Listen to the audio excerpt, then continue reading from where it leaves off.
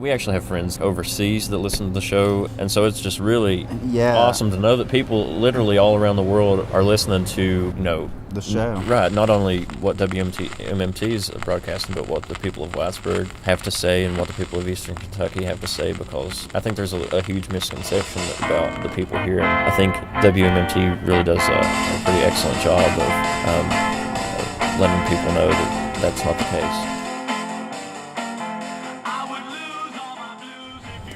My name is Derek, and I'm one half of the engine room.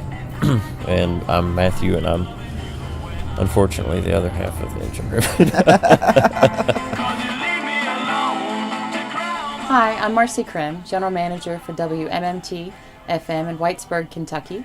We're part of Apple Shop, which is a larger media arts organization. We pride ourselves on creating the majority of our own public affairs programming. Almost everything happens in-house. We don't air any NPR programming. So if you come here, there's lots of opportunities for good stories.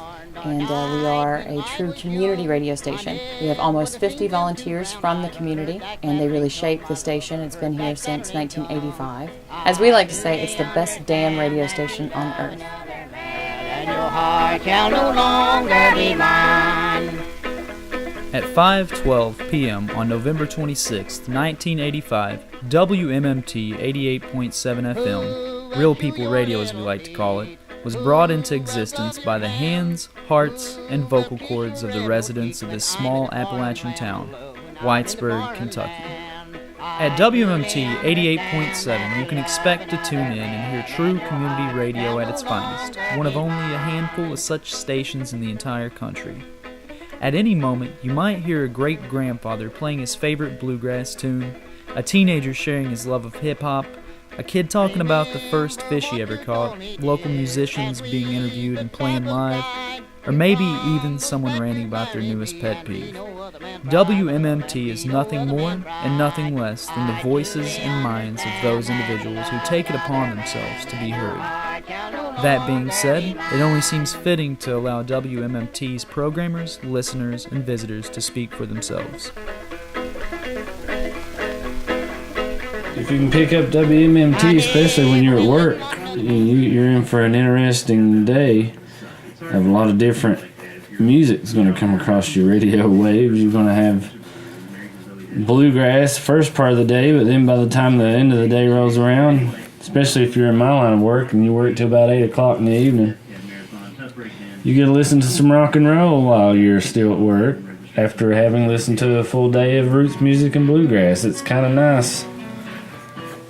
If you're like me and you've played a little bit of every different kind of music.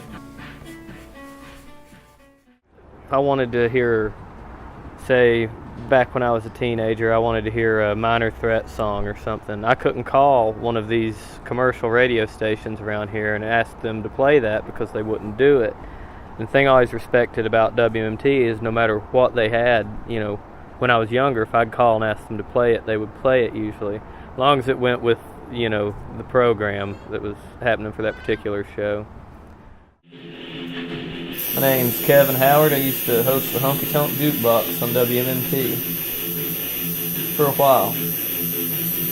Helped with a show called Ska Punk and Other Junk back in the day as well. My name is Becca Rollins. I have 2 shows. I'm Indy Jones of Indy Jones and the Temple of Boom.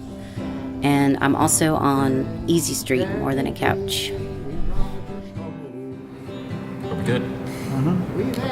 My name is Ben, and I'm a former producer with WMMT. I did a show called Ska Punk and Other Junk, which actually ran about 8 years, and we played punk rock and metal. My name is Dylan Fisher. I am the White Rabbit, and my show consists of alternative rock and roll. My name's Shane Terry, and I host the Changer Zone on WMMT 88.7. My name is Maggie Clark, and I present the Magic Mix on a Sunday afternoon, and I alternate that with Gwen, who's the Hemp Hillbilly. I play folk rock, Celtic, Scottish bands, rock,